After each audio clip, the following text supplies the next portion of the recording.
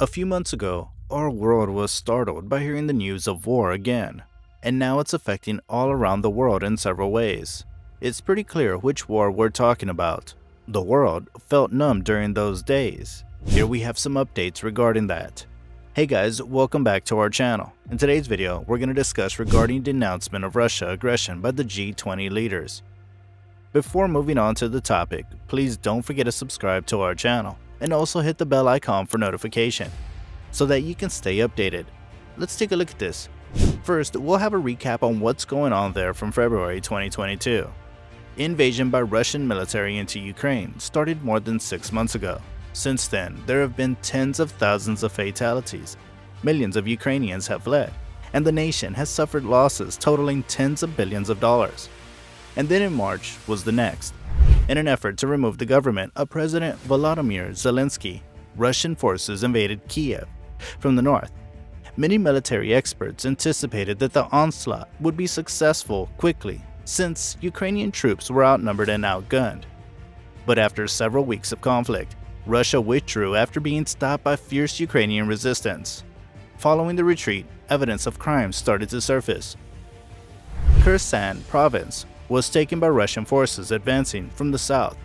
The advance was a part of an effort to secure the Black Sea coast of Ukraine and create a land link between Crimean Peninsula, which Russia illegally annexed in 2014, and the breakaway republics that were established in Ukraine's eastern Donetsk and Luhansk regions that year with Moscow's support. More than 50 civilians were killed by a Russian missile attack on a train station in Kramatorsk, a city in the Donetsk region, in the early days of April. The assault occurred at the outset of a Russian offense to annex Donetsk and Luhansk as a whole, collectively known as Donbas. During May, in Mariupol, a port city and important industrial center of the Sea of Azov, the final Ukrainian combatants submitted to Russian forces. Thousands of civilians were killed over weeks of shelling by Russian forces as they smashed the city. The Azovstal iron and steelworks plant, which became a representation of Ukrainian resistance, was under siege when the fighting came to an end. Over Snake Island, a small piece of land in the Black Sea outside the Ukrainian city of Odessa, Ukrainian forces hoisted a flag. At the outset of the conflict, Russian soldiers had taken control of the island, leaving Ukraine's coast vulnerable to missile assaults and a potential ground invasion. 2 months after sinking the Moskva, the flagship of Russia's Black Sea fleet, Ukraine reduced the threat to Odessa and further damaged Moscow's reputation as a naval power by pushing Russian troops off the island. The final city in Luhansk, under Ukrainian control, Lysychansk, succumbed to Russia after weeks of artillery bombardment and street warfare. However, Moscow's efforts to seize the remainder of Donbas made only sporadic success in the weeks that followed. Ukraine said that it had begun a counter-offensive in the Kherson region in the south at the end of August. In the weeks leading up to the attack, Ukraine used recently delivered missile systems provided by the United States and other Western nations to destroy Russian ammunition storage facilities and other military infrastructure. A Russian air facility in Crimea was also bombed by Ukraine. A large portion of the northeastern Kharkiv region was retaken by Ukraine in a quick offensive, including the city of Izium, which had been a crucial Russian supply center. The ongoing offense gave Kiev the chance to take control of the war's momentum. Now let's get back into the topic regarding denouncement by G20 leaders. In a statement, the heads of the group of 20 G20 major economies condemned Russia's assault against Ukraine in the strongest terms. The final communique, which was issued on Wednesday following a 2-day summit in Indonesia, stated that although there were differing opinions, the majority of participants strongly denounced the war in Ukraine. In a statement, the heads of the G20's major economies said they strongly condemn Russia's aggression against Ukraine. According to the proclamation, the majority of members strongly criticized the war in Ukraine and highlighted that it is aggravating already existing fragilities in the global economy. 3 diplomatic sources told Reuters that it has the support of every G20 member. It was adopted exactly as it was in the draft that was made public on Tuesday, according to a German delegate. There are alternative viewpoints and other appraisals of the situation and sanctions, according to the proclamation. It emphasized the need of upholding international law, denounced the use of nuclear weapons as unacceptable, and praised the Black Sea grain project. The proclamation further stated that the central banks of the members would keep appropriately gauging the rate of tightening of monetary policy. Members acknowledged that many currencies have moved significantly this year while reiterating their commitment to avoiding excessive exchange rate volatility. An emergency meeting earlier in the day on the Indonesian island of Bali, which was hosting the summit, was called to discuss reports of a missile landing in Polish territory near Ukraine, which resulted in the deaths of 2 people.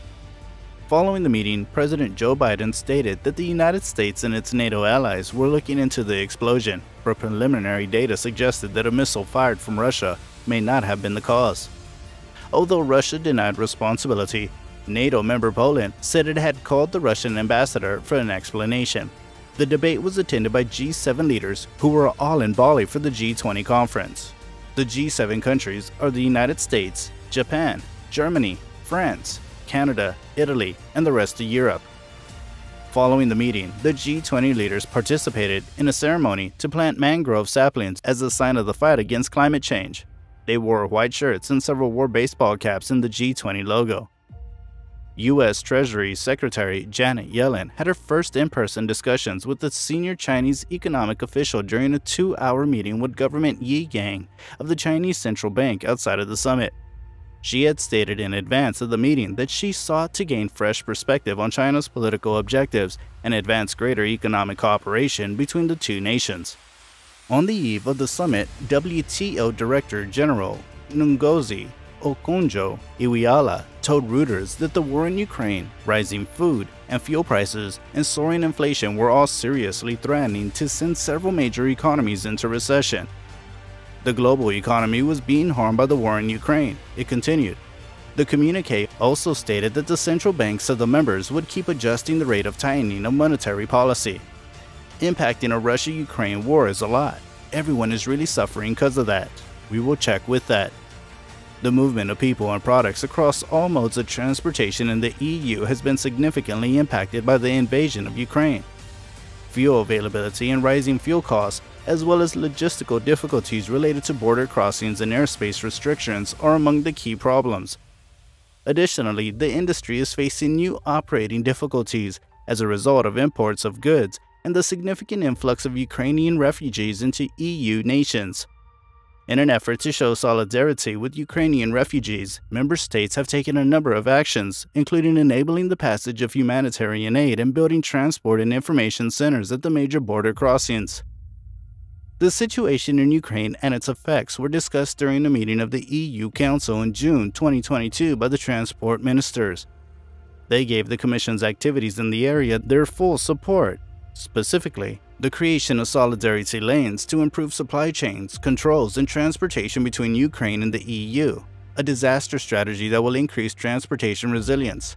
The discussion was one of the ways to overcome problems and effectively carry out the promises made in the area of transportation to address the issues brought on by the conflict in Ukraine. The Council approved the drought directive to the Commission, directing it to negotiate a temporary liberalization of some road freight operations between the EU and Moldova and Ukraine. We must constantly be reminded that the fight is still going on. There hasn't been a ceasefire, and an immediate prospect of peace also doesn't appear likely. To put it another way, even if the conflict were to stop tomorrow, consider how it would continue to impact the nation in the years to come. A nation's sovereignty is considered to have been violated through war. It's difficult to predict how and to what extent Ukraine would be further impacted in the current political climate. No country would ever want to be attacked because it puts its very existence in danger. Due to the fighting, Ukraine's healthcare system will continue to disintegrate as hospitals sustain damage. The number of persons needing medical assistance has increased, while the number of staff members handling medical care is decreasing. The WHO issued a warning that Ukraine's oxygen supply is critically low. Additionally, the poisoning of the water supply and the air possesses a concern to public health. The infrastructure has been destroyed to a great extent, and there has been significant economic loss, making the post-war period extremely challenging. The humanitarian crisis will be very different and take years to even somewhat improve. War's defining characteristic is that it has long-lasting effects that require years to repair and construct. Additionally, the tragedy of the loss of civilian life and how it affected the nation's resources will be mourned for decades. Here, we're winding up our research, and we'll let you know further on the upcoming videos. Don't forget to subscribe to the channel, and also hit the like button.